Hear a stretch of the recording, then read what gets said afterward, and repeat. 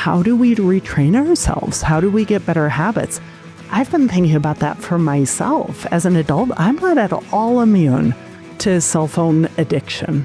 I'm just not. And I think about this in the relationship with my kids and the relationship with my husband. Where is this phone helping us connect? And where is it getting in the way of human relationships and connection? But I've been thinking about, well, what does that look like when I do a classroom walkthrough? And I go in and I've been using my phone historically to rate, what's going on in the classroom, to document feedback that I want to share with the teacher. I don't think I'm going to do that the same way next year because I want to model what we're talking about. All over the U.S. and in many other countries, parents and schools wrestle with questions about kids having access to smartphones and other devices. Almost every day there's a new story about a school district banning phones from classrooms or a story about kids' unhealthy addiction to their devices. The book The Anxious Generation by Professor Jonathan Haidt is frequently referenced in conversations about limiting smartphone access. In tackling this issue, Douglas County School District is no different.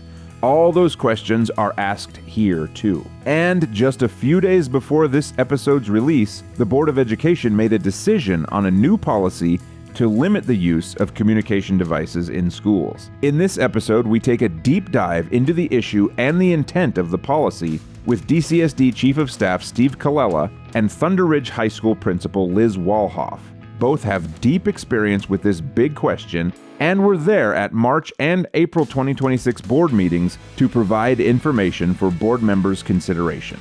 I'm your host, DCSD Communication Director Jason Hackett, and I think that by the end of this episode, you'll have a greater understanding of both the complexities of what it means to limit device usage and perhaps an appreciation for the due diligence process that DCSD leaders carried out in advance of this new policy. And to read the full policy, check out the show notes for our links to it and board meeting videos, survey results, and a lot more. In the meantime, here are this episode's guests. We are here at ThunderRidge High School to talk about not just cell phones, but smart devices and what can happen and what should happen and how those things interact with what happens in the classroom. And so we've got a couple of very, very knowledgeable people here to help us out. We have the district's Chief of Staff, Steve Colella, and we have the principal of ThunderRidge High School, Liz Walhof, here. The ThunderRidge High School, just to be clear. I should have remembered that. Boy, the ThunderRidge High School, that's right. Got to remember where you are. Yeah. When in Rome, when in ThunderRidge High School. When with the Grizzlies. That's right. Once a Grizzly, always a Grizzly. Absolutely. Like out there, out front. So we're here to talk about the draft policy that was recently passed by the board. The two of you addressed the board as they were reviewing the draft and considering all the different factors in there. So let's first set the stage for everybody about what this policy is. I think the point of the policy and the rich discussions that the board had is to ensure that we can use our devices for good and we can mitigate any negatives to learning that they could have. Right. We've had years now of people trying to adapt to how can these devices be used in the classroom usefully and without being distractions. But there's also concerns about parents being able to get a hold of their kids and things like that. And then there's so much research that's been done and a lot of that's been cited and is on our website. And we'll have links in the show notes to all of that information as well. But should we start at the beginning of where this began and what the impetus was for coming up with a policy? Because all school districts had to come up with a policy, correct? For sure, in Colorado. Yeah, boy, that's a long story. I'll try to nutshell it. I think the starting point is tone and tenor, whether that's in your house as a parent or whether that's superintendent of a school district, principal of a building. These are incredible devices, like life-changing, once in a millennia technological shift devices that the vast majority of human beings have never been able to use, would have killed to use, but here we are.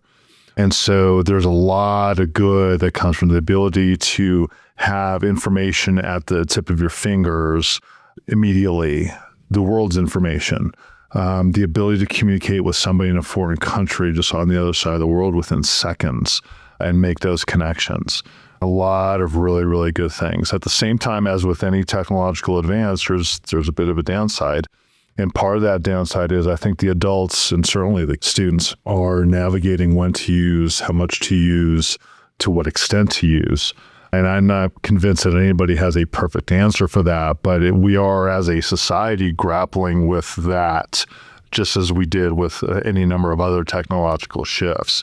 So the impetus of the policy was board and superintendent saw that there was an issue, that there's a lot of good. When you hear Superintendent Kane talk about communication devices, you're never going to hear, or the board, you're never going to hear all bad, or even in the aggregate bad. What you're going to hear is it's really, really good, but we see an issue particularly with kids and their use of it, whether they're distracted at school, grades are going down, mental health issues, what have you. And it's reached, at least from a societal perspective, a critical mass such that the superintendent and the board felt like, hey, we got to lean into this a little bit in the context of let's be really thoughtful about it, because again, there's so much good here.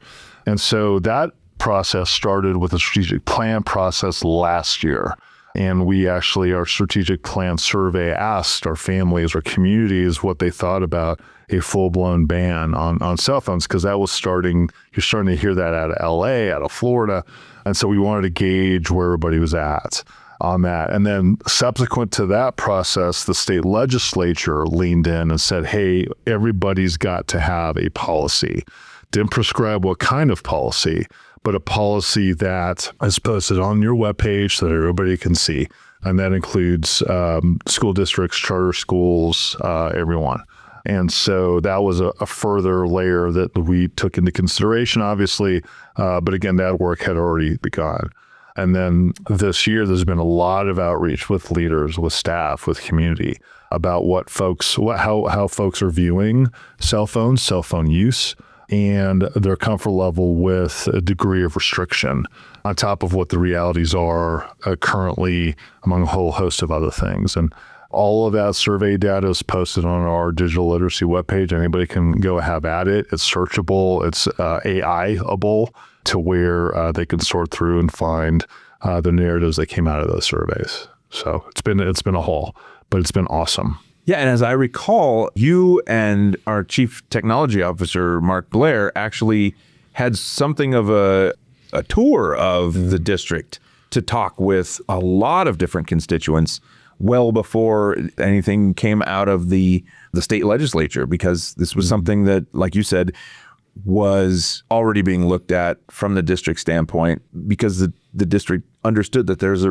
responsibility to deal with this and come up with something really thoughtful and useful. Mm-hmm. Mark Blair is our Chief Technology Officer. He's been an awesome partner in this conversation. So to your point, Jason, we went on a bit of a world tour. We brought pizza at lunchtime for staff and for kids, and talked to a bunch of high school staff, a bunch of high school kids, middle school staff, middle school kids, and even a few elementary kids about communication devices, and just got their sense of it. It was a communication device AI conversation, but there was a lot of communication device conversation in that, as you can imagine, particularly as high school and middle school kids start to sense hey, could a restriction be coming, particularly high school kids.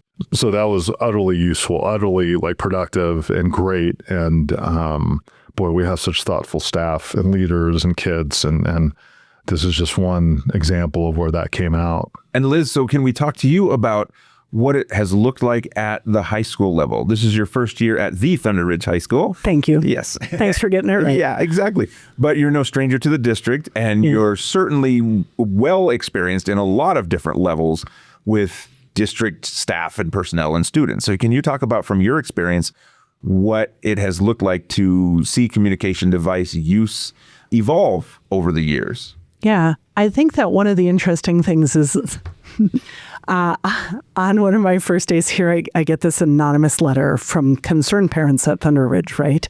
And it's like, hey, by the way, we recommend that you read this book, The Anxious Generation. was like, you know what? Oddly enough, as an educational professional, I have actually already read this book. And a lot of that book, candidly, as a parent, is just super depressing and frustrating because we didn't know.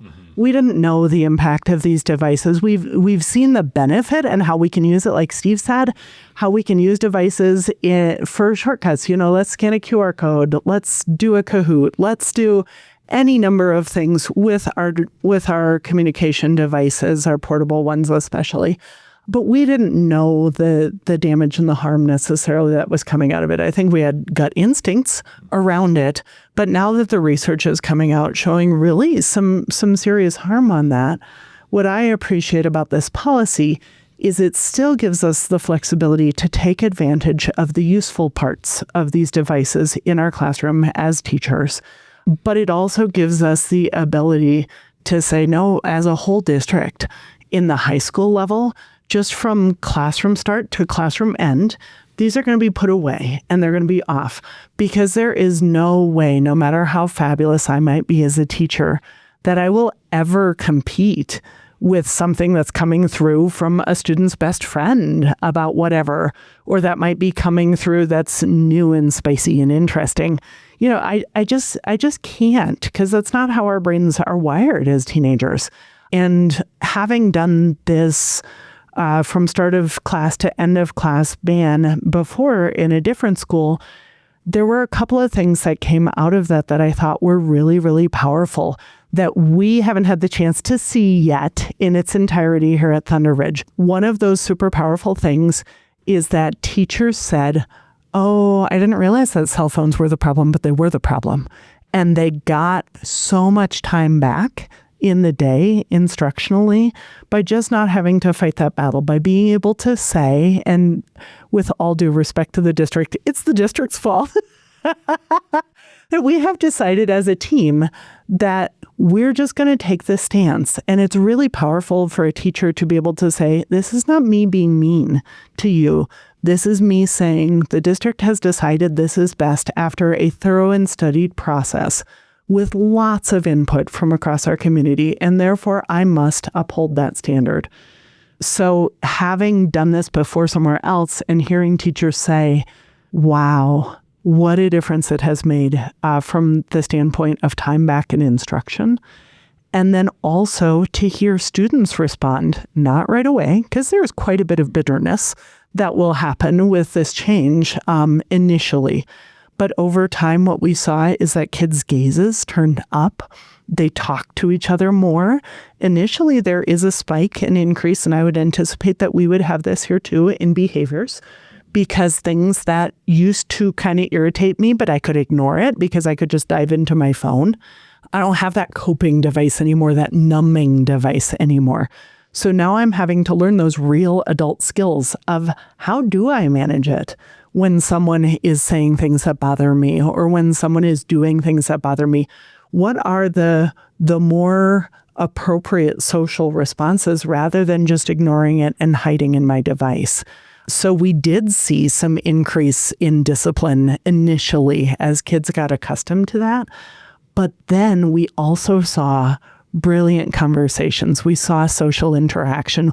We saw some of the things that employers tell us that they want in terms of interpersonal skills, in terms of negotiating change, in terms of managing conflict.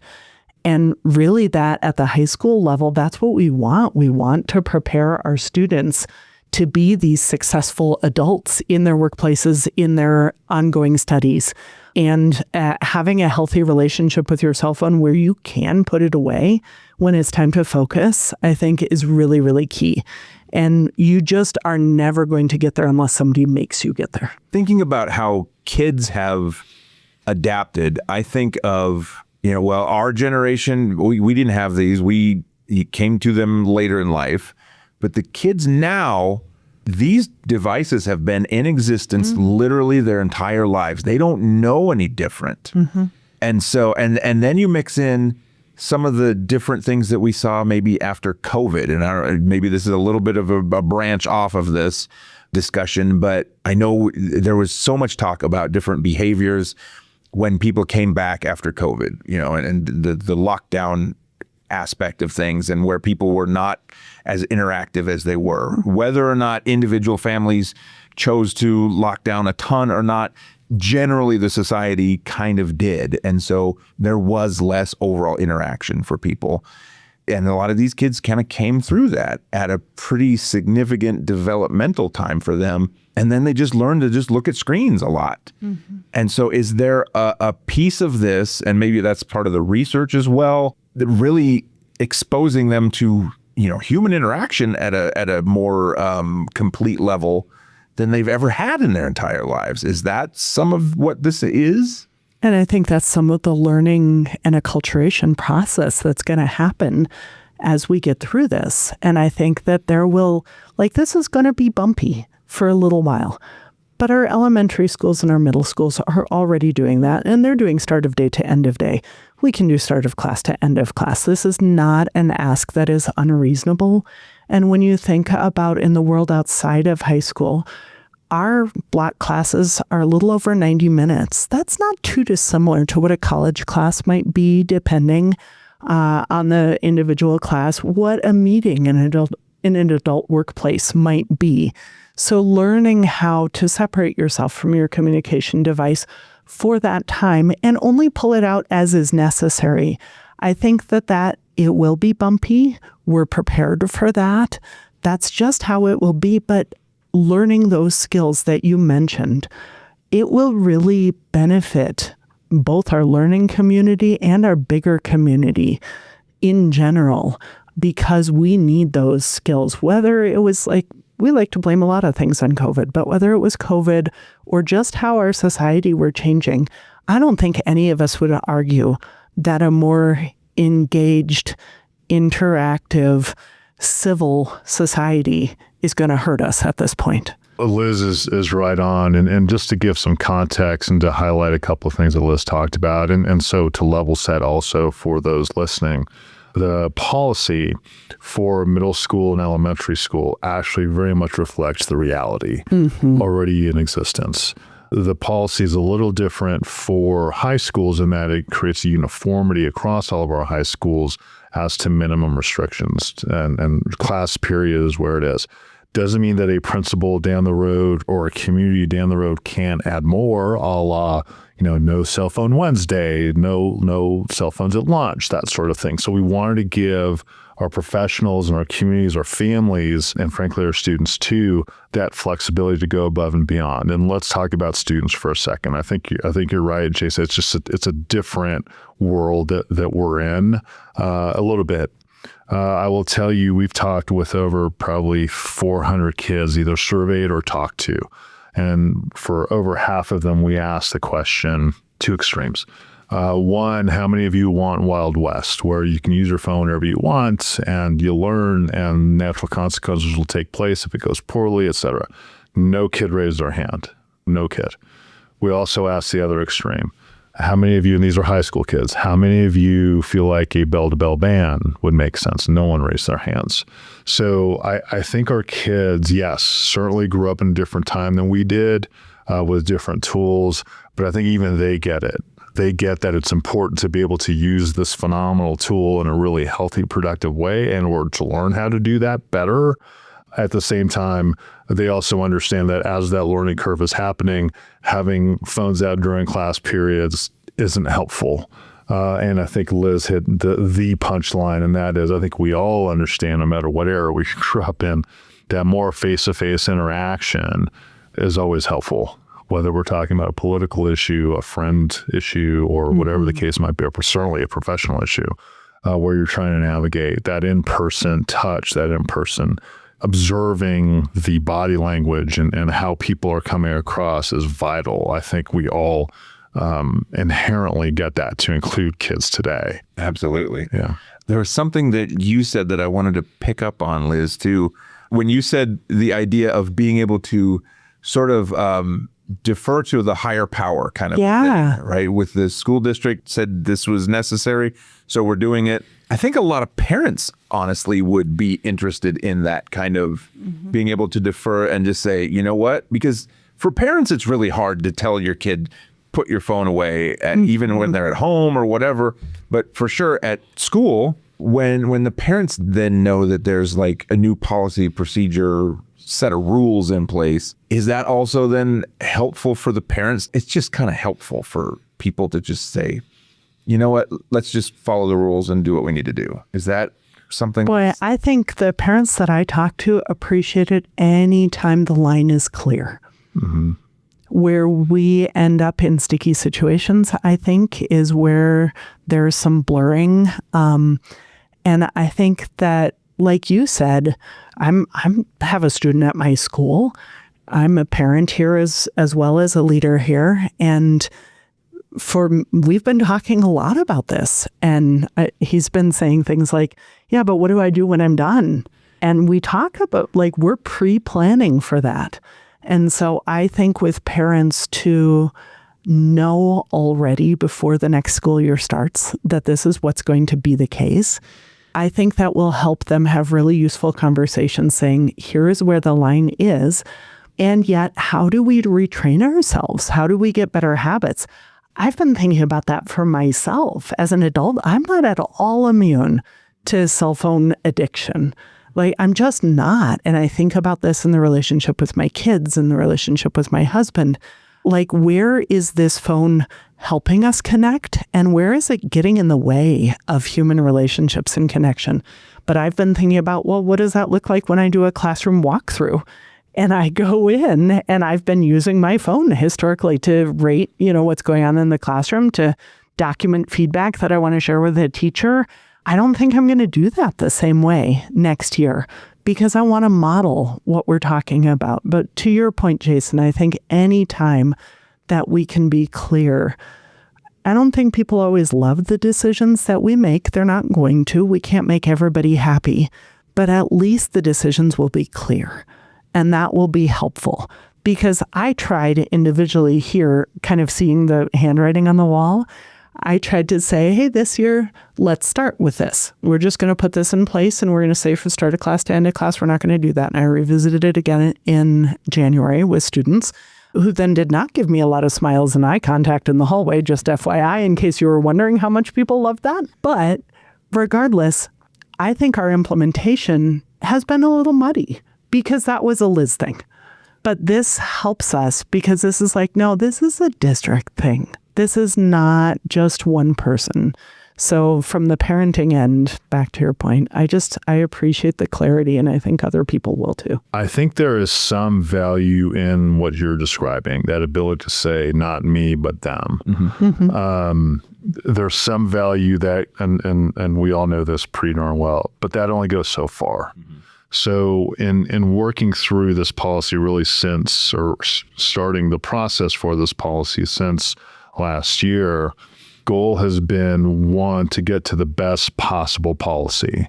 And by that, I mean one that's on its face good for kids, but also it's workable. And the way that you get there from our perspective is you talk to people. You talk to great professionals like Liz, her colleagues, our staff, our families. And I can actually point to more than a few areas in the draft, in the policy that was passed, that shifted because of conversations either with leaders or with staff or with families.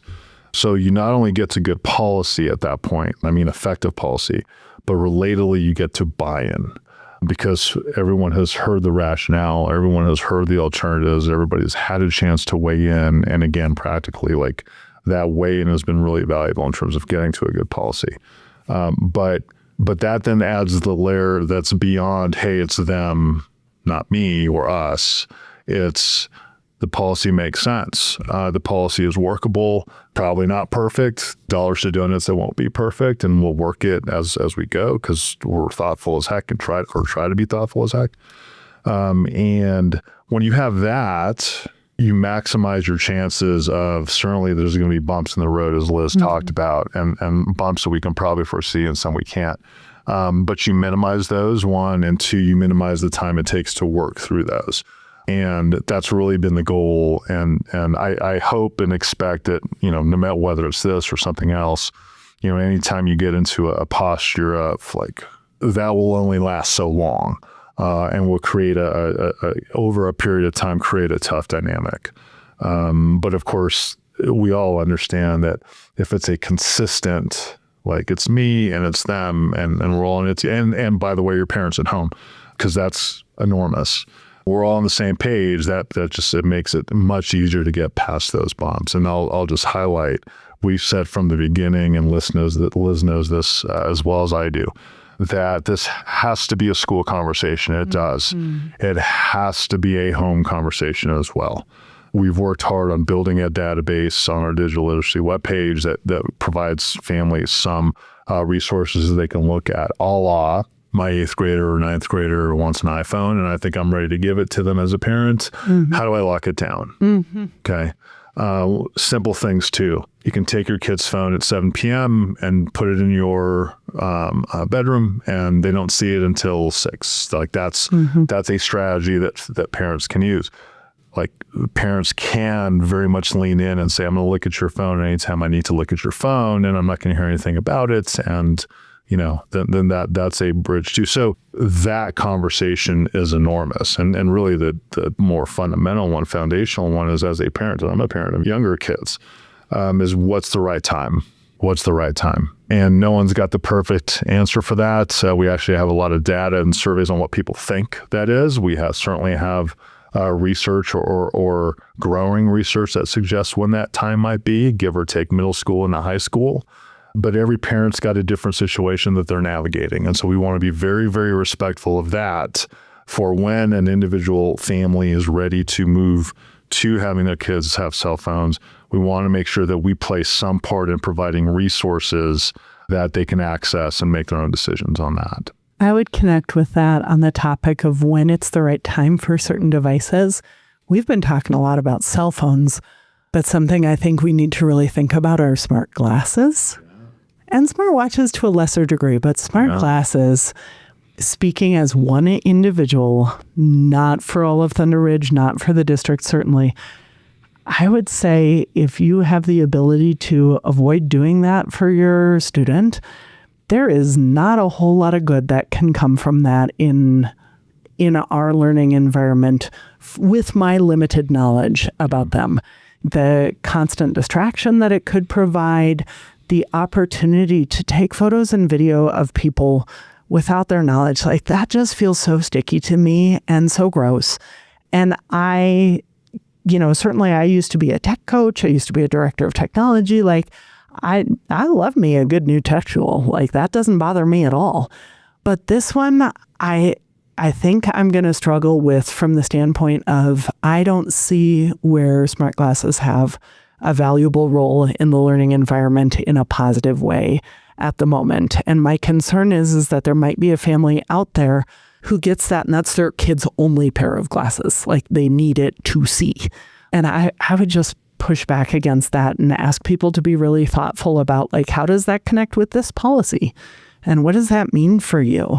Because I think cell phones are the obvious, but that, that smartwatch option or that smart glasses option, those are things that I would encourage people to be super thoughtful about that. And, I could be wrong. This is just me, my one person, but I think about, boy, I don't want my kid wearing that into a bathroom. I don't want my kid wearing that into a locker room. Like it just feels, it feels icky to me. And I imagine other people might have that thought as well. So I would just, as you're thinking about your family conversations and where you want your stance to be and what's right for you as a family, boy, I'd be thinking about those implications. And I'd probably be asking the parents at ThunderRidge to see if you have any other option. Like if you're going to travel somewhere, amazing. What a great tool to have. But otherwise, I'm not thinking this should be your day-to-day option. There's a couple of stories I just read. Like you, Liz, I'm a bit of a tech head. Yeah. Where a big company, giant company, is working with another giant glasses company to have smart prescription glasses.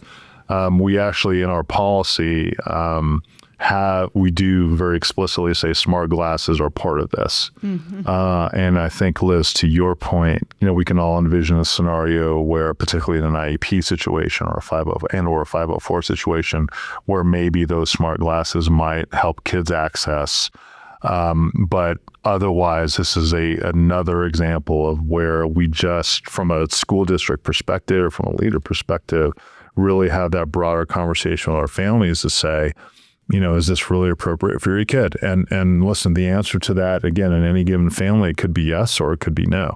But it's really important that we have it. 'Cause it is a very, very cool technology. It also screams as an adult, more of an adult technology. But that to say dollars within probably a year, you're going to have more than a few kids with these. And the policy contemplates it, but that doesn't mean that there aren't going to be some difficulties around that potentially. Yeah. One of the companies that makes those, they had some of their staff members there was a court hearing. They were being sued about something else. And a bunch of them showed up wearing those things, and the judge kicked them out of the courtroom and wouldn't let them back in with those, because there are some places where you just shouldn't be able to record video just at will, especially with people not able to know what's going on. And the thing I always think about is, would I want my kid being recorded without my knowing what's going on and things like that? So that's a tough one. Like, the technology moves faster than a lot of us think through everything. I mean, and it comes to even coming up with this policy, because the technology flew so fast and everybody jumped on and grabbed it and said, yeah, this is great. We can think of all these great uses for it. But just like with most things in human history, we innovate and then we go, oh, wait a minute, hold on. Yeah. And I'll take the flip side of that from a district perspective. And it goes back to something we talked about from the jump, and that is tone and tenor. It's really important not to catastrophize. Like based on 1, 2, 5, 10 examples of where the technology was used poorly and sometimes egregiously. We obviously have to get after those things, and you write policy around that, you discipline around that, among other things. But it's just as true, and I'll highlight what you said, Jason. When you got into a car in 1910, you're going to crash sometimes. You were going to, get a ticket. You were going to, and it didn't go well, and still doesn't go great sometimes. But holy cow, the car. Like, everybody wants a car, but should have a car, and we all understand the benefit of it, to say the least.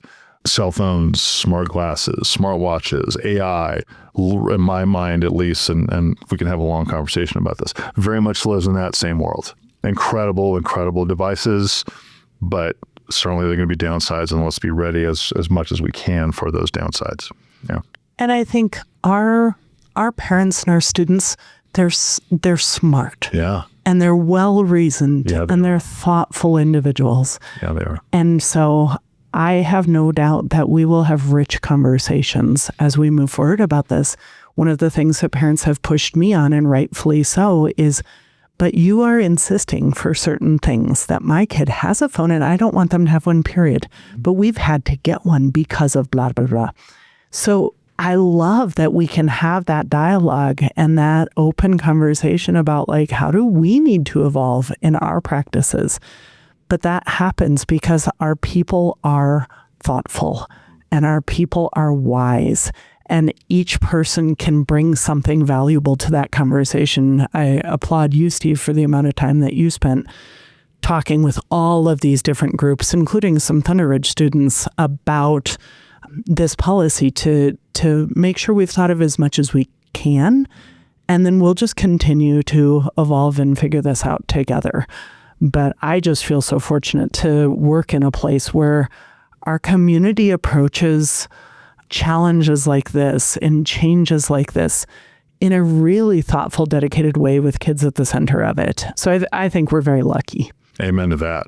Yeah, very much.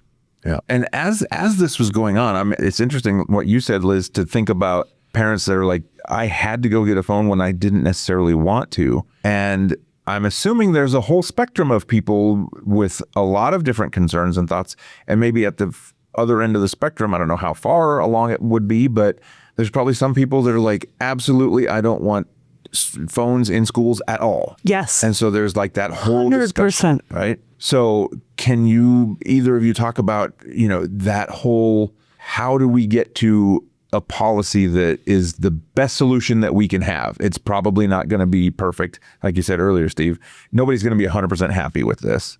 But this was with as much input and as much wisdom and as much, research backing it, talking with people all over the place and thinking through all the actual in-class logistics.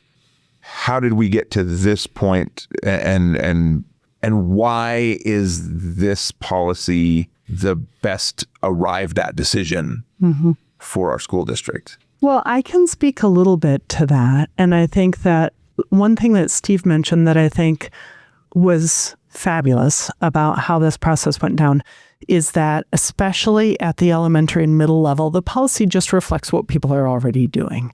So that feels like a no-brainer, that you're just codifying what people are living with right now anyway and clarifying for folks so that there isn't confusion. I think at the high school level, it just adds additional clarity and some backing that we were at. And what I appreciate at the high school level, like putting my teacher hat on, is that I appreciate that for those students whose parents do allow them to have a cell phone, there are times when it still can be used at our discretion as professionals, but we also have the opportunity to close them off when they become a distraction and a deterrent to learning. So to your question, Jason, about how do we, why do we think this is the best place to land? I appreciate about the policy that we're landing with just kind of a clarification and a documentation of what's already reality in so many places. And then it also has that response to research at the high school level about there are a lot of impacts for communication devices on the teenage brain that aren't positive. So how can we ameliorate those while still allowing people to grow and develop the skills that they would use in the workplace, that they might use for, use the tool for what it's good for, but don't overuse it? I think, like a lot of things in life, it's about expectations. So if your expectation, and when you're writing a policy like this or working through a policy like this, to your point, you can't expect everybody to say, yes, 100%. Some people are disagree. At the same time, that shouldn't stop you from hearing and answering every question that anybody has, and really being dogged about those conversations and being open to different ideas, different concerns, wherever you might think about them, and really thinking through not only from a policy perspective, but just from a families in particular, staff, leaders, like we're all in this together. This is a gigantic team effort. Listen to your teammates. Okay, it doesn't mean you land necessarily where a portion want you to land, but at least you've listened and taken into account their perspective and either policy through it or around it, or said, you know what, this probably isn't going to fit, but at least we've considered it. So I think that's the best that anybody can do, any district can do on any policy, but particularly one that's going to have a spectrum of perspectives. And, part of that is going into every conversation. I think Liz hit on it, like it's 100% true. Our parents are awesome. Our kids are awesome. Our staff, our leaders are awesome. Going into that conversation, understanding we've got an incredibly thoughtful community. Listen. And of course, as you're thinking about a policy and of course, you'd be less than competent a year and a half ago if you didn't have a sense of, hey, where this could land. But you'd also be less than competent if you just stuck with that and didn't listen to everybody in front of you who's going to be impacted this on a day-to-day basis. And I will be both as a district administrator and as a parent to one degree or another. So I think that is our recipe for the best possible policy on this and really any other big ticket item like this. That's what's impressive to me, is just watching this over the course of, it's been close to 2 years, right? Something like that, 1.5 years, 2 years? Between the strategic plan and where we are now, about 1.5 years. Yeah, about 2 years. Yeah. It's fascinating to see the amount of work that has gone into this, the times that come up and been investigated, had all these focus groups and things like that, and then bringing it before the board, and then the thoughtfulness that went into that and the different presentations. And I would encourage people to go back and watch the video of any of those board meetings where it was discussed, because there was a lot of really thoughtful discussion. And Liz, you were part of a panel of how many different administrators and teachers did we have up there? It was close to 10. About 9, give or take. 10, yeah. A lot of good input, a lot of thoughtfulness going into this. And like we've said, it's not going to be perfect. What is, right? But this is something that the people on the ground and the people that are invested in this, parents, caring about their kids, teachers and administrators caring about the kids. That's the whole point, is that what's going to be the best optimal educational environment for everybody, right? And to that point, then, can we talk about specifics about what happens? Because I know we've heard so many different things. And if people haven't been closely monitoring this whole thing, you hear that some people, have just a basket where people put their phones in when they come into class. They've got the little kind of like a shoe caddy or something like that. Other places have it where they're locked away and, the signal can't get out, things like that. Or is it just kind of the honor system, keep it in your backpacks? Where do things sit with that? So the policy allows for flexibility at our buildings, leaders, staff, families to discuss where to put it.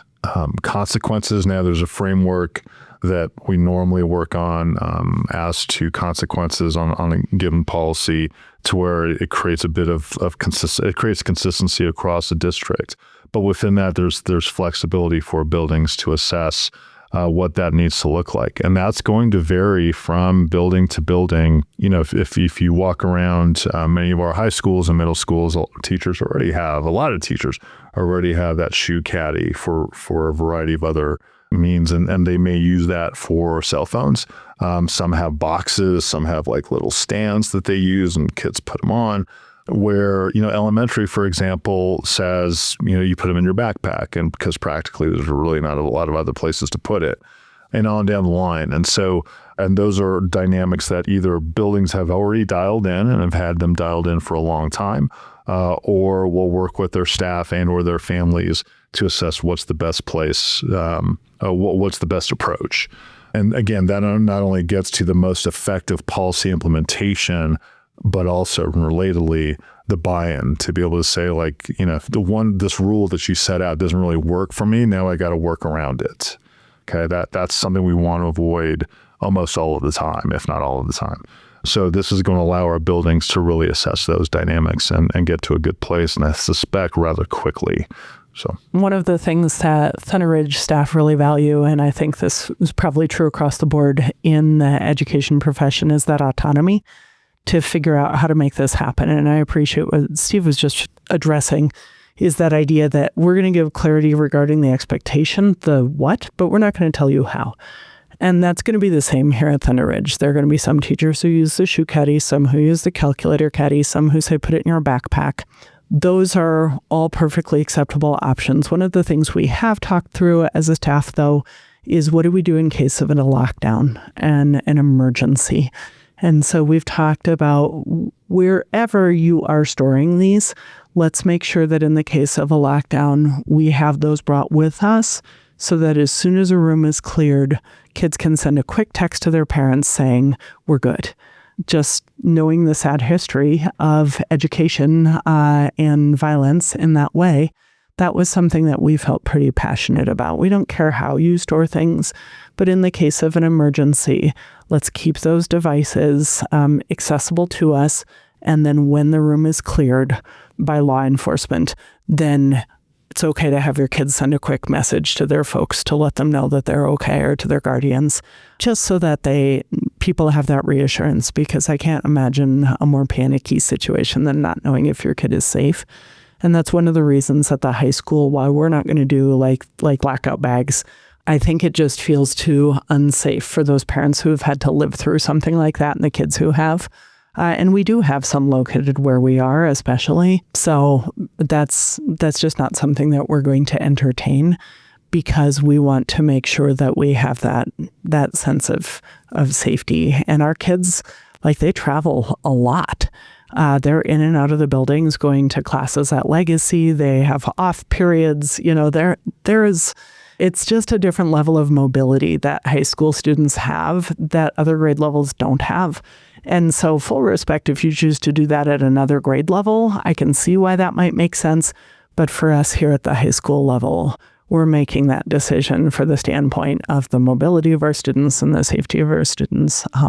That's where we're going to land at ThunderRidge. Yeah. Last question, unless we have other things that we need to talk about, but the last question I have anyway, with regard to just logistics about this, is this going to officially go into effect then for the beginning of next school year? And then there's going to be, at the school level, I'm assuming there'll be communications that go out. The district will communicate some things. There'll be some training that goes on ahead of the next school year. Is that the kind of the expectation, that this isn't like an overnight switch, if anybody would be switching, versus like what you were saying, Liz, kind of a continuation of what you're doing? But is that where it sits? The idea is that buildings, so as we referenced earlier, for some schools, this is going to be no different than what they're already doing, in which case on they go. For other schools, the policy is going to be close to what they're doing. Maybe they tweak it and they implement before the end of the school year just to set that cultural tone. But the policy contemplates the implementation no later than August 17th.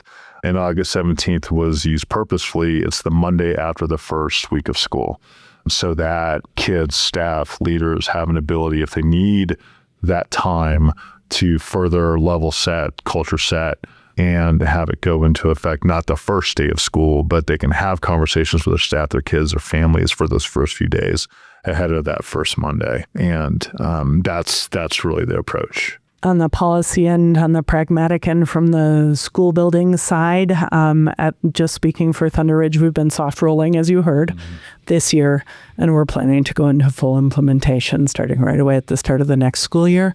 So we will be doing a lot of communication around this as we go into the summer and then starting the next school year, just so parents know what to expect and guardians know what to expect. Part of the conversation that we've had as a team, leaders, staff at Al, is part of that communication really setting out in the case of an emergency, or if your kid's sick, or those, the horrendous is over here. We'll put that in a box, but in so-called emergencies that are less than that, if your kid's not feeling well, if they're not having a great day, as much as we can, let's point kids towards the front office as much as possible, or a counselor or a teacher or what have you. And really just reiterating with parents, because we do it all the time. But again, as a parent, it's always helpful to hear, the more you can hear it, the better, that in the case of an emergency, here's the protocol. And here's what it's going to look like. And all of us would freak out if we know that our kid's building is going through something really tough and really bad. At the same time, from a safety perspective, the last thing you want when something really terrible is happening is a kid on a cell phone, in many more cases than not. And so it's really incumbent upon all of us, superintendent, leaders, staff, everybody, to just reiterate with parents, we don't want 100 phone calls coming out of a particular building if things are going down, because one, a lot of those phone calls will have wrong information. Two, naturally, all of us as parents are going to want to head down to the school right away to make sure our kid's okay.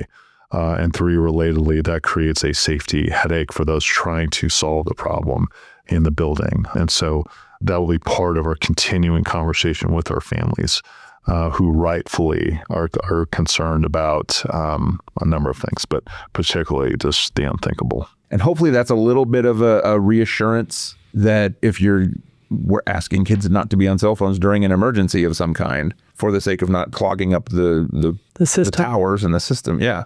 The district works really hard to do that, and so. Yeah. And for the sake of clarity and making sure that my comments are fully understood, Liz's comments as to the aftermath of kids calling families, say, hey, here's where I'm at, I'm okay. That we all understand that's great and incredibly useful.